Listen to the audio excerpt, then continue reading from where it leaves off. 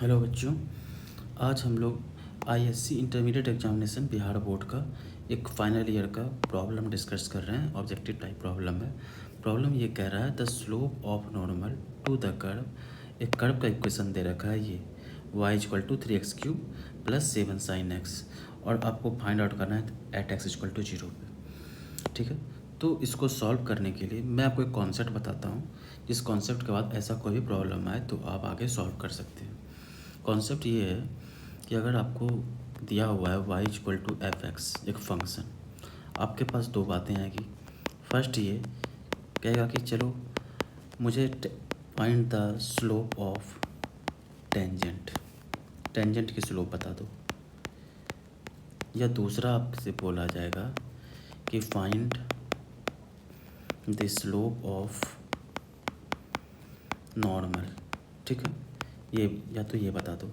इसके साथ एक चीज़ और दिया जाएगा, चीज़ जुड़ा हुआ कि एट x=a, कोई पॉइंट दिया हुआ है x=a, उस पर बताओ। मतलब ये डायरेक्टली आपको ये नहीं कहेगा कि भैया मुझे स्लोप ऑफ टेंजेंट बताओ या स्लोप ऑफ नॉर्मल बताओ।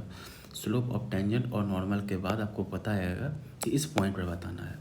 ठीक है, तो अब करना क्या है, सबसे पहले आप इसको डिफ्रेंशिएट करोगे। जैसे मान लो हम फर्स्ट स्लोप ऑफ टेंजेंट की बात करते हैं। ठीक है, क्यों करते हैं ये मैं बता रहा हूँ अभी। अगर स्लोप ऑफ टेंजेंट की बात किया जाए तो y=f(x), आप लोग डिफ्रेंशिएशन जानते हैं, तो इसको x के रिस्पेक्ट डिफ्रेंशिएट करते हैं तो क्या होता है dy/dx =f'(x), कुछ भी होगा जो भी फंक्शन डिफ्रेंशिएट हो जाएगा। ये जो dy/dx है ना, यही है स्लोप ऑफ टेंजेंट। ठीक है ना, कब? जब एट x=a, जब आप यहाँ पर x=a पुट कीजिएगा x की जगह पर। ठीक है, यानी ये इस तरीके से लिखा जाएगा dy/dx एट x=a, तो स्लोप ऑफ टेंजेंट क्या हो जाएगा f'(a). ठीक है, ये आपका स्लोप ऑफ टेंजेंट है। अब स्लोप ऑफ नॉर्मल जो है वो कैसे निकालेंगे?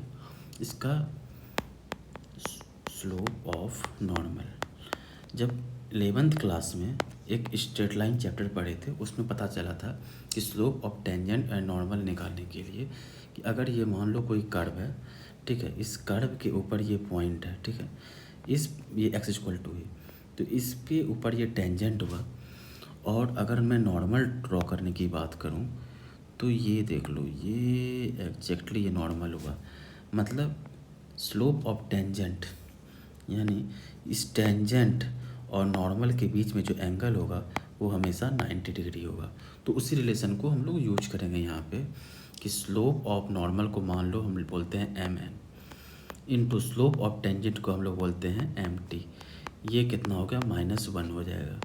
तो स्लोप ऑफ नॉर्मल क्या हो जाएगा? -1/mt, मतलब स्लोप ऑफ टेंजेंट। अभी बताएं स्लोप ऑफ टेंजेंट क्या होता है at x any point a, तो क्या होगा -1/dy/dx, तो क्या हो जाएगा ये -dx/dy। ठीक है, इसका मतलब क्या हुआ, slope of normal eight x=a क्या हो जाएगा -dx/dy एट x=a, या तो -1, इसको लिख दो slope of tangent eight x=a। किसी भी तरीके से आपकी मर्जी, आप जैसे चाहें वैसे निकाल लें। तो ये कॉन्सेप्ट आपको ध्यान रखना था। अब इससे ये प्रॉब्लम बहुत आसानी से बन जाएगा। प्रॉब्लम क्या है कि y= फंक्शन क्या दे रखा है आपको 3x³ + 7 sin x at x=0। तो लिखते हैं 3x³ + 7 sin x at x=0। I hope आपको बेसिक डिफ्रेंशिएशन आती होगी। तो इसको y के रिस्पेक्ट में डिफ्रेंशिएट करो, x के रिस्पेक्ट में पहले dy/dx =d/dx। ठीक है, टोटल टर्म ले लो 3x³ + 7 sin x। ठीक है, d/dx, इसको हम लोग सेपरेट कर लेते हैं 3x³ + d/dx, इसको लिख सकते हैं 7 sin x। अब क्या करो, इससे 3 भी कांस्टेंट है, बाहर हो जाएगा d/dx x³ + 7 d/dx sin x।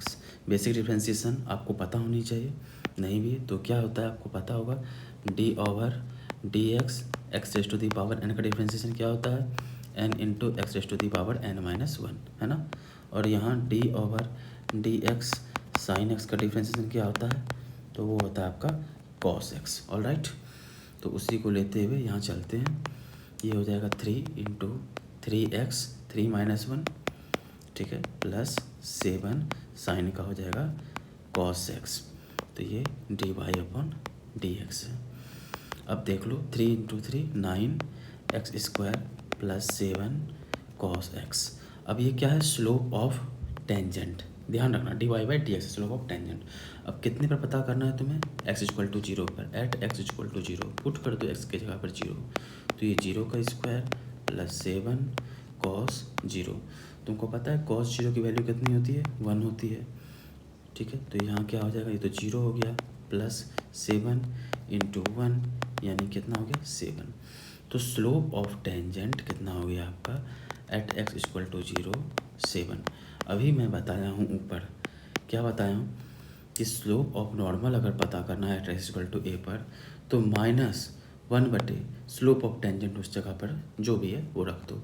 तो यहाँ पर क्या हो जाएगा, यहाँ पर तुम लिखोगे slope of normal at x equal to a equal to -1 upon slope of tangent at x equal to a. Slope of tangent x equal to क्या है, ये 7, इसको यहाँ पुट करो, तो जैसे पुट करोगे तो -1 अपॉन 7 आएगा, जो कि तुम्हारा आंसर है, ठीक है, बी नंबर। तो अब तुम सोच रहे हो क्या कि इतना देर लगेगा क्या एक ऑब्जेक्टिव को सॉल्व करने में, तो बिल्कुल भी नहीं। अगर तुम्हारा कॉन्सेप्ट क्लियर है, तुम्हें ये बात पता है कि स्लोप ऑफ नॉर्मल और स्लोप ऑफ टेंजेंट के बीच का जो रिलेशन होता है वो ऐसा होता है कि slope of normal into slope of tangent equal to -1। तो तुम डायरेक्टली समझ जाओगे कि स्लोप ऑफ नॉर्मल अगर पूछा है तो मैं लिखूँगा -1 अपॉन स्लोप ऑफ टेंजेंट, और स्लोप ऑफ टेंजेंट का मतलब तुम क्या समझते हो, d y by d x, है ना। तो d y by d x तुम इसको डिफ्रेंशिएट करोगे, तो डिफ्रेंशिएट करने के लिए क्या उतना स्टेप लिखना पड़ेगा, बिल्कुल भी नहीं। तुम डायरेक्टली डिफ्रेंशिएट कैसे करोगे, यहाँ पे d y by d x लिख, एक मिनट, तुम इसको लिखोगे d y upon d x, है ना, d y upon d x, और 3x स्क्वायर का डायरेक्ट क्या करोगे, यहाँ पर 3x³ का डिफ्रेंशिएशन क्या हो जाएगा 3x स्क्वायर, और प्लस 7 साइन एक्स का कितना हो जाएगा 7 कॉस एक्स, है ना।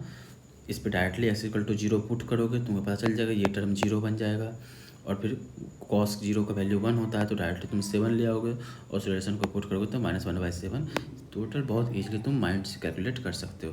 पर फर्दर अगर जिसको भी नहीं आ रहा तो उसके लिए बस मैंने ये सिंपल सा कॉन्सेप्ट बताया, तुम इसको ध्यान रखोगे और इस कॉन्सेप्ट को फॉलो करोगे तो डायरेक्टली तुम आंसर ले सकते हो।